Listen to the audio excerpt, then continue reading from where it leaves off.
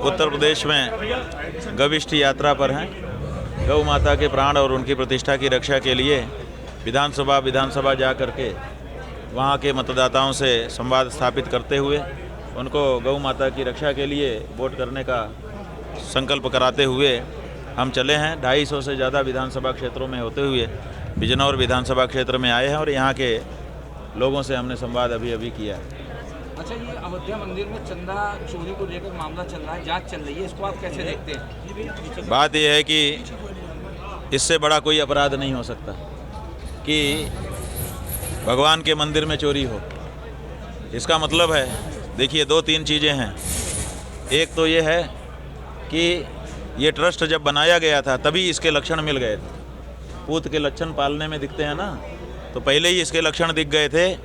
जब ये देखा गया कि मंदिर बनाने का जब मौका आया तो जिन लोगों ने मुकदमा लड़के जीता उनको दरकिनार कर दिया गया।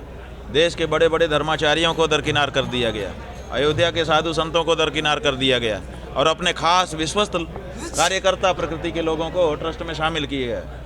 जब तभी पता चल गया था कि इसमें चोरी होने वाली है, क्योंकि अपने विश्वस्त व्यक्ति कमेटी में कब रखता है, जब उसको धांधली करनी होती है तभी रखता है, ये पक्का जानिए। अन्यथा क्या, कोई भी आओ, विशेषज्ञ लोग बैठो और नियमानुसार कार्य करो। लेकिन इन्होंने चुन करके अपने खास लोगों को वहाँ बैठाया।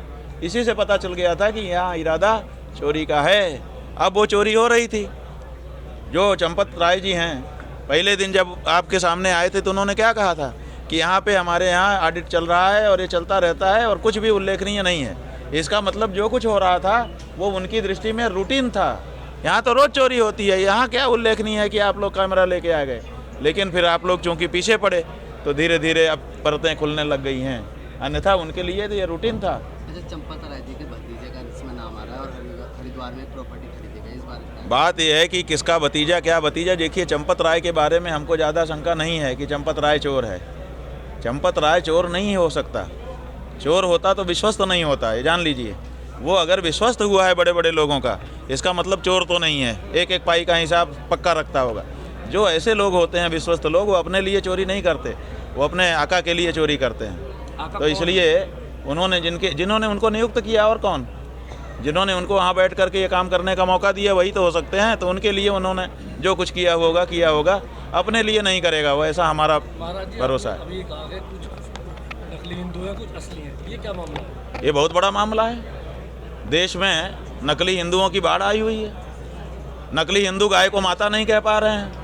जिस समय मुसलमान तक कह रहा है कि गाय को माता घोषित कर दीजिए, उस समय नकली हिंदुओं के मुंह से गाय के लिए माता शब्द नहीं निकल रहा है। बताओ, असली हिंदू होगा तो गाय को माता कहने में क्यों संकोच करेगा? तो इसका मतलब नकली हिंदू हैं और उनकी बाढ़ है। इसलिए नकली और असली जब दोनों मिल जाते हैं तो पूरे समाज का घाटा होता है। इसलिए हमारा ये कहना है कि असली हिंदुओं को, नकली हिंदुओं को अपने बीच से बाहर कर देना चाहिए।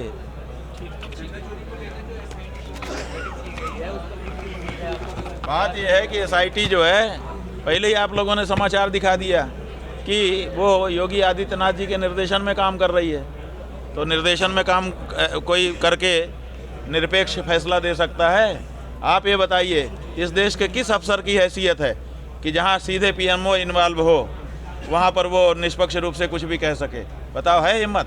आप लोग तो अधिकारियों को देख रहे हो, इनकी हिम्मत है कि ये पीएमओ जहाँ इन्वॉल्व सीधे है वहाँ ये कुछ अपनी तरफ से कह पाएंगे? जो कहा जाएगा सो कहेंगे। महात्मा विदुर की धरती से आप गौ माता को राष्ट्रमाता घोषित करने की मांग कर रहे हैं। इसी धरती से योगी आदित्यनाथ कह चुके हैं कि जो लोग गौ माता को राष्ट्रमाता घोषित करना चाहते हैं कि बुद्धि भ्रष्ट है।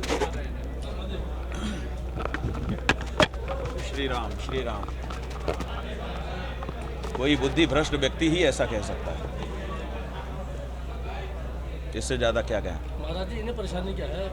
इन्हें परेशानी वो तो बताते नहीं है कि उन्हें, हम लोगों ने पूछा था कि आपको कोई परेशानी हो तो बताओ ताकि हम उसका निराकरण करें। कोई पार्टी है, कोई देश का समुदाय है, अगर विरोध कर रहा है तो बताओ, हम लोग उसको ठीक ठाक करें। तो वो तो बताते नहीं हैं। लेकिन लोगों ने अनुमान लगा के बताया है कि गायों को जो मार रहे हैं गौ हत्यारे, उन सब से इन लोगों ने बड़ा चंदा लेना शुरू कर दिया है। नीचे से ऊपर तक की राजनीति उससे चमक रही है। ये सोचते हैं कि अगर गाय को माता घोषित करेंगे तो मारना बंद हो जाएगा और फिर हमारा ये चंदा बंद हो जाएगा। इसी के चक्कर में ये नहीं कर रहे हैं।